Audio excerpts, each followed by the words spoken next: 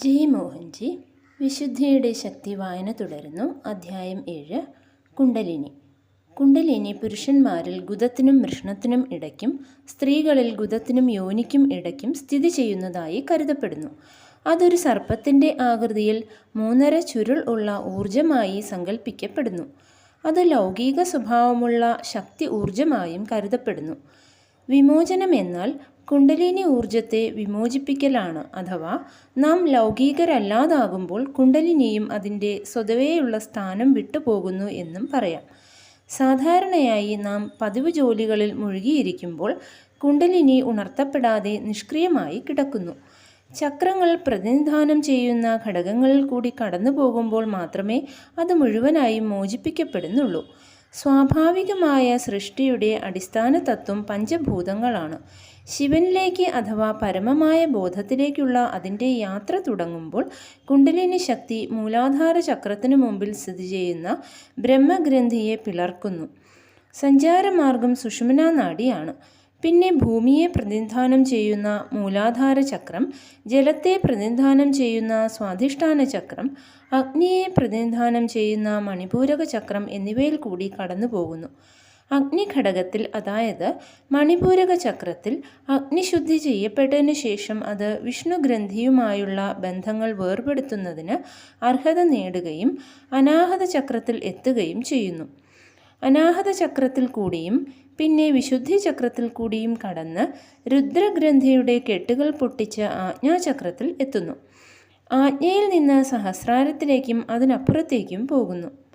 ശക്തി ശിവനോട് ചേരുമ്പോൾ ഉണർവുണ്ടാകുന്നു, അന്തർജ്ഞാനം ഉണ്ടാകുന്നു, ലൗകിക ബന്ധങ്ങൾ ഇല്ലാതാകുന്നു. അന്വേഷകൻ്റെ അർഹത പൂർണ്ണമാകുമ്പോൾ മാത്രമേ അത് സംഭവിക്കുന്നുള്ളൂ. കുണ്ടലിനി ശക്തി ഓരോ ചക്രത്തിൽ കൂടിയും കടന്നു പോകുമ്പോൾ അത് പലതരത്തിലുള്ള വികാരങ്ങളെയും മതിഭ്രമങ്ങളെയും മിഥ്യാധാരണകളെയും ഉണ്ടാക്കുന്നു. ഈ മതിഭ്രമങ്ങളെ തോൽപ്പിക്കുവാൻ നിങ്ങൾ നട്ടെല്ലിൻ്റെ കൂടെ നിൽക്കുകയും സാധനകൾ തുടരുകയും വേണം. വളരെയധികം സംസ്കാരങ്ങൾ മോചിപ്പിക്കപ്പെടും. ഇഹലോക ജീവിതത്തിന് വളരെയധികം പ്രധാനമാണെന്ന് നിങ്ങൾ കരുതിയിരുന്ന പല കാര്യങ്ങളും പെട്ടെന്ന് അപ്രധാനമായി തീരുന്നു. ഐഹിക ജീവിതത്തിൽ നല്ല ഭക്ഷണം, ലൈംഗിക ബന്ധം, ബന്ധുത്വങ്ങൾ ഉൾപ്പെടെയുള്ള പല വശങ്ങളോടുമുള്ള താല്പര്യവും നിങ്ങൾക്ക് നഷ്ടപ്പെട്ടേക്കാം. ചിലരിൽ അത് നേരെ വിപരീതമായേക്കാം. അവർക്ക് തീവ്രമായ ലൈംഗികാസക്തി, അസഹ്യമായ വിശപ്പ്, പൊങ്ങി ഒഴുകുന്നതായോ അലിയുന്നതായോ ഉള്ള തോന്നൽ, ഇച്ഛാപൂർവമല്ലാത്ത ചലനങ്ങൾ അനുഭവപ്പെടൽ, അന്ധകരണ സന്ദേശം കിട്ടുന്നതായുള്ള തോന്നൽ മുതലായവ ഉണ്ടായേക്കാം. എല്ലാത്തിനെയും അവഗണിച്ച് നിങ്ങളുടെ പരിശീലനത്തിൽ ശ്രദ്ധ കേന്ദ്രീകരിക്കുക. ഒരു സദ്ഗുരുവുമായുള്ള സംസർഗം ഈ കാലത്ത് വലിയ ഒരു അനുഗ്രഹമായിരിക്കും. നിങ്ങൾ എന്താണ് അനുഭവിക്കുന്നത് എന്ന് അദ്ദേഹത്തിന് മനസ്സിലാകും. നിങ്ങളെ അദ്ദേഹം മുന്നോട്ട് കൊണ്ടുപോവുകയും ചെയ്യും. ചോദ്യം: ശക്തിപാദം കുണ്ടലിനിയെ ഉത്തേജിപ്പിക്കുമോ? ഉത്തരം: പാദ സ്പഷ്ടമാണെങ്കിൽ കുണ്ടലിനിയുടെ ഉത്തേജനം താനേ സംഭവിക്കുന്നു. സാധാരണയായി കുണ്ടലിനിയുടെ സുഗമമായ സഞ്ചാരത്തെ തടയുന്ന ഊർജ സഞ്ചയങ്ങൾ ഉണ്ട്. അവ എല്ലായ്പ്പോഴും ഒരിടത്തു തന്നെ നിൽക്കുകയില്ല, അവ നീങ്ങിക്കൊണ്ടിരിക്കും.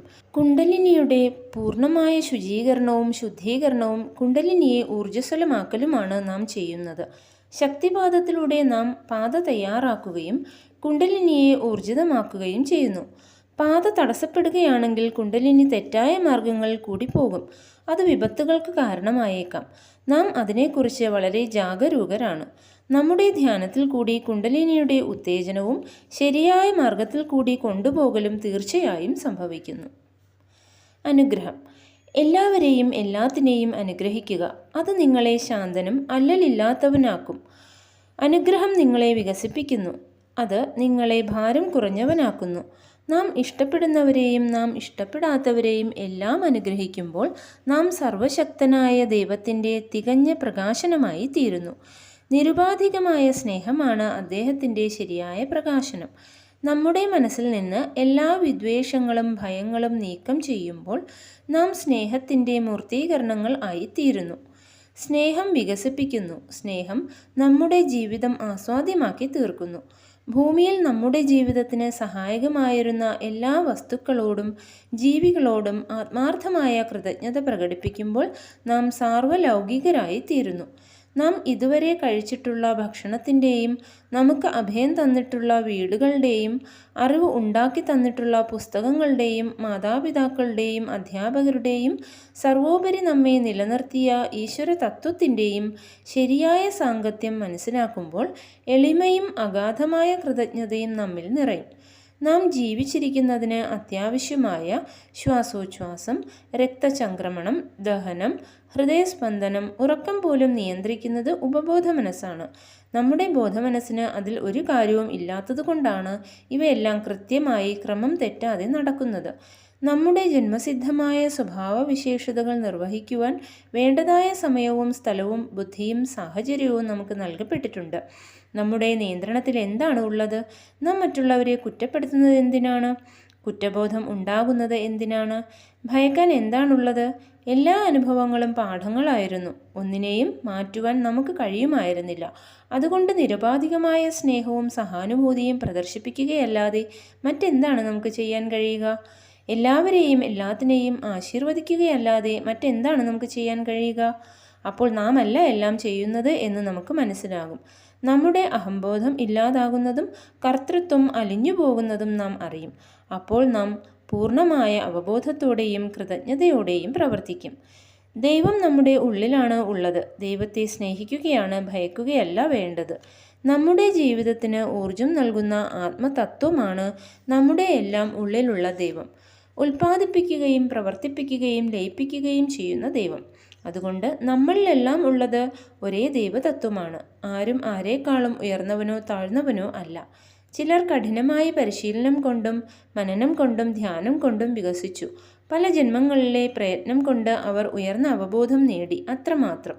തത്വത്തിൽ എല്ലാവരും ഒന്നാണ്, ഒരുപോലെയാണ്. സസ്യങ്ങളും മൃഗങ്ങളും ഉൾപ്പെടെ എല്ലാ ജീവജാലങ്ങളുടെയും നിലനിൽപ്പിന് ഒരേ ആത്മതത്വം തന്നെയാണ് ഊർജം പകരുന്നത്.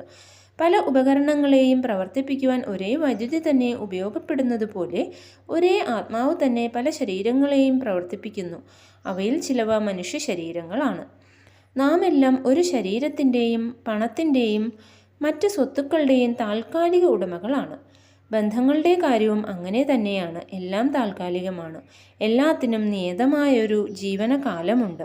ഈ സത്യം മനസ്സിലാക്കി കഴിഞ്ഞാൽ അഹന്താപൂർവമുള്ള പ്രകാശനങ്ങൾക്ക് സ്ഥാനമില്ല. എല്ലാം പൊറുക്കുക മാത്രമാണ് നമുക്ക് ചെയ്യാൻ കഴിയുക, എല്ലാത്തിനെയും അനുഗ്രഹിക്കുകയും. നമ്മുടെ ബോധത്തെ നട്ടലിലേക്കും 360 ഡിഗ്രിയിലേക്കും മാറ്റുമ്പോൾ നാം നേരിടുന്ന സംഭവങ്ങൾ ഉണ്ടാക്കുന്ന ആഘാതവും അതുകൊണ്ടുണ്ടാകുന്ന തേയ്മാനവും വളരെ കുറവായിരിക്കും. ഒന്നും നമ്മെ അമ്പരപ്പിക്കുകയില്ല. നാം തികഞ്ഞ സമചിത്തതയും അഗാധമായ കൃതജ്ഞതയും പാലിക്കും. ഒന്നും എതിർച്ചയാ സംഭവിക്കുന്നില്ല. ഓരോന്നിനും കൃത്യമായ ഒരു കാരണമുണ്ട്. അത് അങ്ങനെയാണ്. നമ്മുടെ കഴിവുകേട് പ്രപഞ്ചത്തിൻ്റെ പോരായ്മയായി വ്യാഖ്യാനിക്കപ്പെടരുത്. പ്രപഞ്ചത്തിൻ്റെ പൂർണ്ണത അനന്തവും അതുല്യവുമാണ്. മോഹൻജിയുടെ ധ്യാനങ്ങൾ പല ജീവിതങ്ങളുടെയും സ്വഭാവം മാറ്റിയിട്ടുണ്ട്. ചിലർ പതറാതെ നിൽക്കുകയും വികാസം നേടുകയും ചെയ്തിട്ടുണ്ട്. ചിലർ വരികയും ഒരുപക്ഷെ മറ്റു വഴികൾ സ്വീകരിച്ചുകൊണ്ട് വിട്ടുപോവുകയും ചെയ്തു. ഓരോരുത്തരും അവരവരുടെ ജന്മസിദ്ധമായ അവബോധത്തിനും സ്വഭാവത്തിനും അനുസൃതമായി പ്രതികരിക്കുന്നു. നാം പൂർണ്ണമായ ഉദ്ദേശശുദ്ധിയോടെ ഒരു സ്വാർത്ഥ ലക്ഷ്യവും ഇല്ലാതെ നമ്മുടെ കഴിവിൻ്റെ പരമാവധി എല്ലാം ചെയ്തു. നമുക്ക് അത്രമാത്രമേ ചെയ്യുവാൻ കഴിയുമായിരുന്നുള്ളൂ. നാം ഓരോരുത്തരും അവബോധത്തിൻ്റെ വിവിധ തലങ്ങളിൽ സ്ഥിതി ചെയ്യുന്നു. മുജ്ജന്മത്തിലെയും അതിനു മുമ്പുള്ള ജന്മത്തിലെയും ധാരണകൾ നമ്മിൽ ഉണ്ടാകും. അതിനെക്കുറിച്ച് നമുക്ക് വ്യക്തത ഉണ്ടായിരിക്കുകയില്ല. അവയിൽ ഏത് ധാരണ ഏത് പ്രതികരണത്തിന് കാരണമായി എന്ന് മനസ്സിലാക്കുവാൻ സാധാരണയായി നമുക്ക് കഴിയുകയില്ല. എന്നാൽ നിയതമായും നാം നമ്മുടെ മുൻധാരണകൾക്ക് വിധേയരാണ്. അതുകൊണ്ട് നമ്മുടെ ബോധത്തിൽ കൂടി നമ്മുടെ ആത്മാവിൽ കൂടി അടിസ്ഥാനത്തിലേക്ക് എത്തുക എന്നത് പ്രധാനമാണ്. മോഹൻജിയുടെ ധ്യാനങ്ങൾ നിങ്ങളെ നിങ്ങളുടെ സത്തയിലേക്ക് കൊണ്ടുവരുവാൻ വേണ്ടി ആസൂത്രണം ചെയ്യപ്പെട്ടവയാണ്. ഞാൻ നിങ്ങൾക്ക് ഈ ജീവിതകാലത്ത് തന്നെ ഉയർന്ന ആത്മീയ വികാസം ആശംസിക്കുന്നു. നാം ഒന്നാണ്. നാം ഒരേ കുടുംബവും ഒരേ ബോധവുമാണ്. നാം ഒരിക്കലും തമ്മിൽ പിരിയുകയില്ല. ജയ് മോഹൻജി. Thank U.